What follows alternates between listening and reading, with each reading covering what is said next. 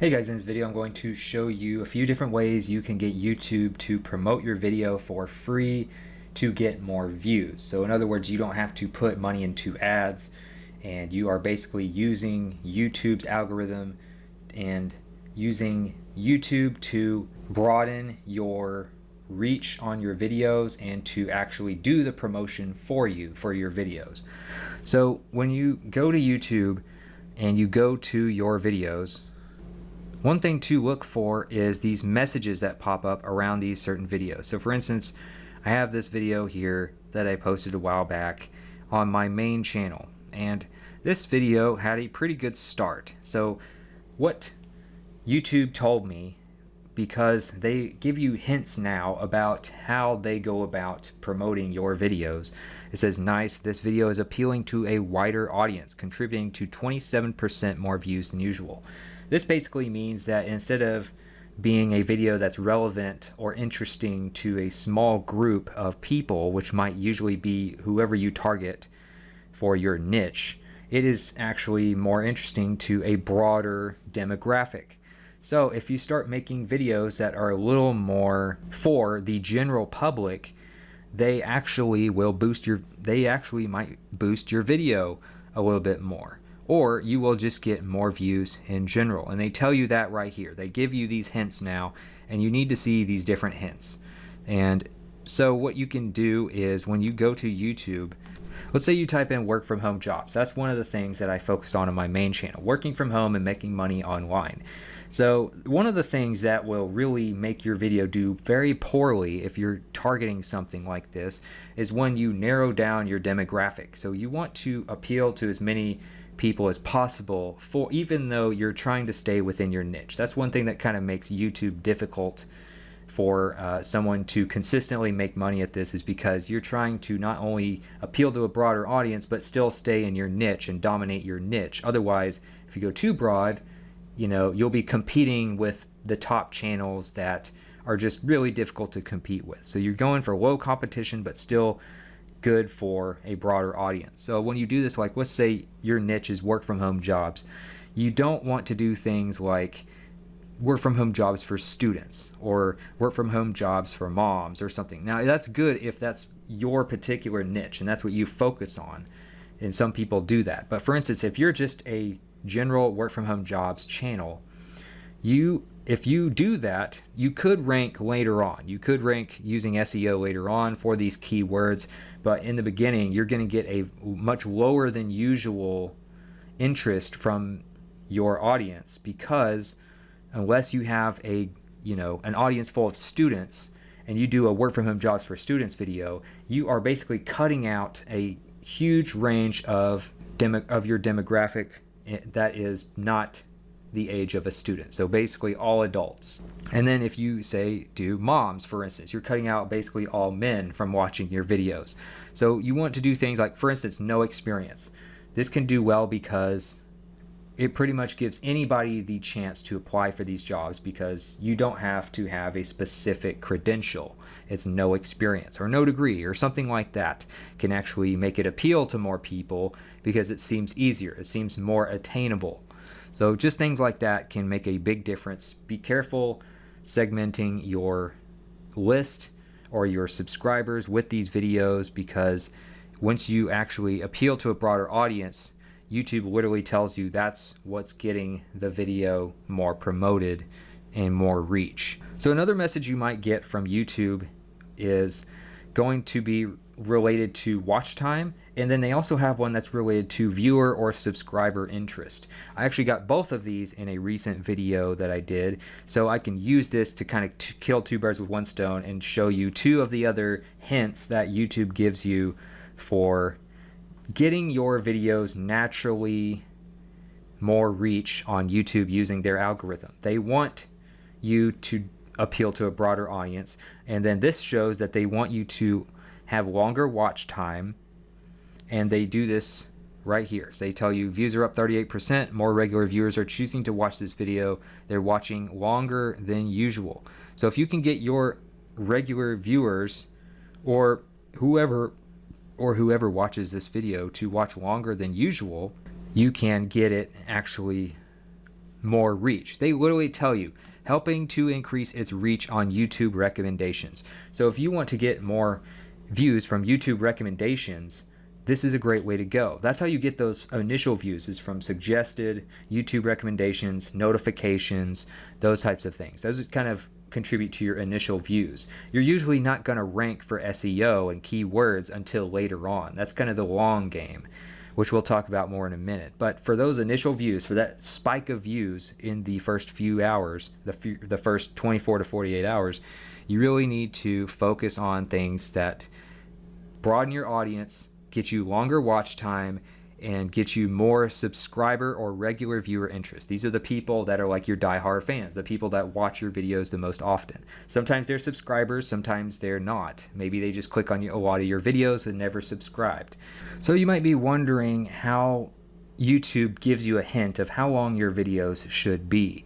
So obviously they make more money off of ads the longer your subscribers are watching stuff on YouTube, and the longer they stay on YouTube and don't leave the site or the app, the more money they can make and the more money you can make.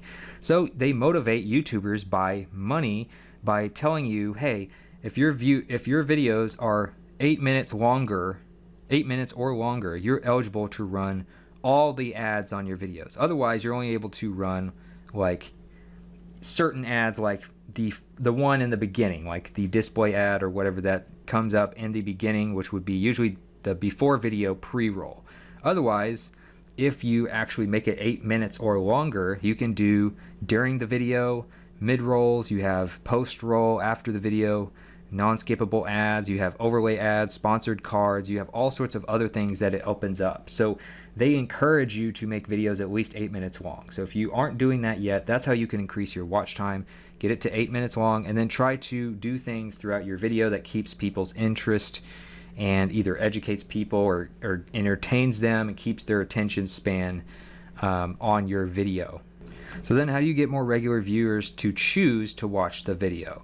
So for this is where I recommend creating a spreadsheet. So you have the video, you have the score, you have high sub interest. So you have these different sections.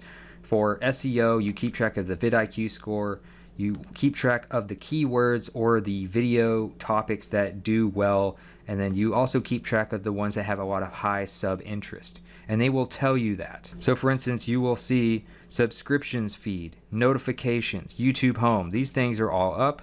You will also see a trajectory on the graph when you check the analytics, more views from recommendations, from regular channel viewers, high click-through rate, longer average view duration, and these things basically add up to each other. So more views from YouTube recommendations, basically that's an effect from the causes of click-through rate from regular channel viewers and longer average view duration. So when you see these things like high click-through rate from regular channel viewers, you want to copy and paste the title of that video into the high sub interest section.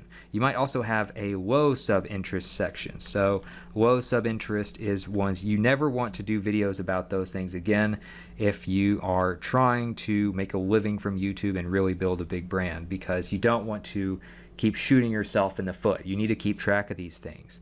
And then, you know, if it's an average video, if it's pretty much on par with a normal video, I don't even usually put them in a spreadsheet. That's just a regular video. No need to really mention that in any kind of category. But if it's doing better than normal, put it here. If it's doing worse than normal in the beginning, do it here. Another thing you can do to improve your initial results from regular viewers is to make a really good title and thumbnail. So that's kind of what determines whether somebody will watch a video. Not only knowing who you are, but if they determine to watch one video from you over the other, or your newest video over some of the other more popular ones they like to watch, it needs to have a really good headline, a good thumbnail, and there are certain things that go into that as well. So for instance, you can analyze your headline using the coschedule.com headline analyzer. So this is a free tool you can use. You just sign up with your email, and then you can copy and paste your headline here and click analyze now, and it'll give you like a grade, and then it will also tell you how you can improve it, what kinds of words to use, what kinds of words to avoid, how to make it longer or shorter, or whether or not you need to do something there. And then that can help you improve your titles. It'll literally do a lot of the work for you and help you learn a more persuasive language for making future ones.